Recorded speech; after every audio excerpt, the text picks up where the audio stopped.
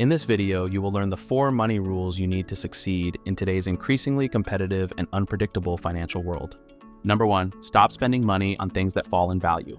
While living the good life is within reach for more people than ever, most people are trying to live a life they cannot afford. Most of us tend to act like we have wealth, even though, in reality, we are not wealthy. For example, you probably can't afford to buy a $15,000 Rolex. It's likely you won't even try. However, you can spend $400 on a Gucci watch. This is not one of the best ways to spend your money. If you invest the $400 for 40 years at an interest rate of 8%, it would grow to nearly $10,000. You have not only missed an opportunity to add a few more dollars to that retirement plan, but the watch won't be worth anywhere near $400 in 40 years. It will be a surprise if you still have it. On the other hand, you will not only still have the Rolex, but it will have held its value and probably have even appreciated. Not just because expensive watches become collector's items, but because such watches are laden with gold, which is a valuable commodity in any form. So if you want to boost your ability to build a sizable net worth, stop buying assets you can't afford, like $400 watches. Either buy a $15,000 watch, which is likely to hold its value or appreciate, or buy a $25 Timex. Better yet, ask your rich friend what time it is. Before we see the next money rule that you need to succeed in today's increasingly competitive and unpredictable financial world, take a second to like the video and subscribe if you are new. That said and done, here is our second money rule. Number 2, cut your debt load by 33%. Does it seem more challenging than ever for you to pay off your debts? Well, you are not crazy. It is more complex than ever. In fact, it's 33% harder. Here's why. Under the old tax rules in the US, the interest you paid for credit cards and auto loans was tax deductible. That means if you owed $5,000 on a credit card that charged 18%, you spent $900 in interest and got a $900 tax deduction. And if your taxable income was as little as $18,300, you would have been in the 33% tax bracket, meaning that a $900 interest payment saved you $300 in taxes. But under the current system, interest payments are no longer tax deductible. That means you are not getting the tax break you once got. Although the US government might have hoped that eliminating the tax deduction for debt payments would encourage consumers to eliminate their debt, it hasn't happened. Instead, personal bankruptcies are now at record highs, partly because the loss of tax savings has increased the cost of debt.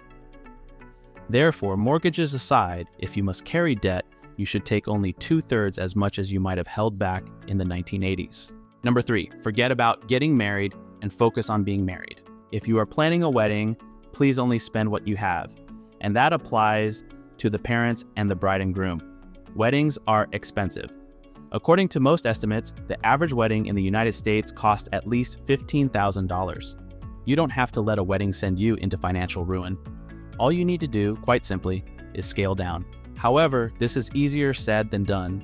If you are the bride, you probably want a gorgeous white gown, a full orchestra, and flowers overflowing in the church for your wedding. I'm not saying you should forget all that and avoid having a wedding. Instead, I want to caution you only to spend what you can afford. Let's put this into perspective. Say you invite 200 guests at $50 per person. That's $10,000 just for the reception. Add the costs for the wedding dress and veil.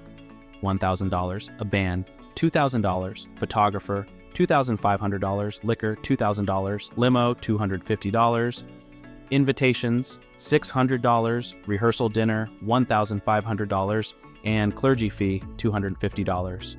It's easy to see how the bills can add up to $20,000, $30,000, or even $40,000 for an event that will last just 4 hours. Many people who cannot afford this expense incur it anyway. They take out home equity loans, borrow against their company retirement plans, or charge the wedding to credit cards. This is financial irresponsibility. Being in debt is no way for a bride and groom to start their marriage. Remember that money is the most significant cause of divorce in most cases. Why create such stress on your marriage for no good reason? Most people who overspend on their wedding are more concerned with getting married than being married. Take a deep breath and put the wedding into the proper perspective. It should be a beautiful event that you and your family and friends will remember forever. However, it shouldn't mean you will be paying it off forever. And lastly, number 4, Stop giving your children an allowance. Gone are the days when parents would hand their children 50 cents for popcorn. As any parent raising children today can tell you, kids are much more expensive than they used to be. And kids are going to get even more costly. If it costs you $7 to send your kid to the movies today, then it will cost your kids $24 to send their kids in 20 years. That's why you need to stop giving your kids an allowance for 2 reasons. A, to enlist their help in your fight to control costs, and B, to begin teaching them how money works. Instead of giving your kids an allowance, hire them. Pay them when they do chores or perform some previously agreed upon assignment.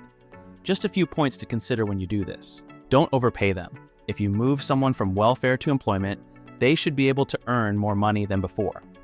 Otherwise, why should they bother working? But don't overcompensate them either. Making as little as 10% more than they earn back is enough. Make it clear you are not bribing them. For instance, you shouldn't have to pay your kids to take out the trash. A household requires everybody's participation to make the place work. Reserve paychecks only for tasks worthy of compensation, like fixing broken furniture in the house. Do not make all of their compensation performance-based. Most people work in occupations where doing a great job doesn't increase income. Teach your kids that doing a great job is often the reward. They shouldn't always assume that better performance will result in increased income immediately or at all. Teach your kids about the responsibilities that go with money. They should be taught to tithe a portion, save a bit, invest a fraction, and enjoy a piece. The opportunity to earn money brings with it specific obligations to their church and community, their family, their future, and themselves. Make sure your child learns that money itself is unimportant. It's what money can do that counts. Through this process, your kids will learn about value and how to assign different values to different things. This will teach them that life is about choices and how making choices affects them and those around them. This raises an important point. Once you show your kids how easy it is to save money and how quickly money can grow if left alone, you will probably find it challenging to get your children to spend any money. Although you will find their desire to save refreshing, encourage your kids to find enjoyment in the things that money lets them do. After all, those who focus too much on making money have little enjoyment of life, and those who fall in love with money indeed fall victim to the root of all evil. So be sure to teach your kids how to love what money can do, not money itself. Withhold taxes. Their first employer will certainly withhold taxes, so you might as well get them used to it. This will teach them that they cannot count on spending everything they earn, and if they are smart, they will set aside the money they are withholding and add it to their savings and investments. When your kids regret not having accumulated enough money to buy a major item, like a car, despite years of savings, they will be able to produce this additional windfall. You will not only look like a hero, but you will have taught them both the benefits of delayed satisfaction and the time value of money. Granted, if you apply the 4 money rules that you have learned in this video, you will succeed in today's increasingly competitive and unpredictable financial world. You have my best wishes. That said, thanks for watching and see you in the next video.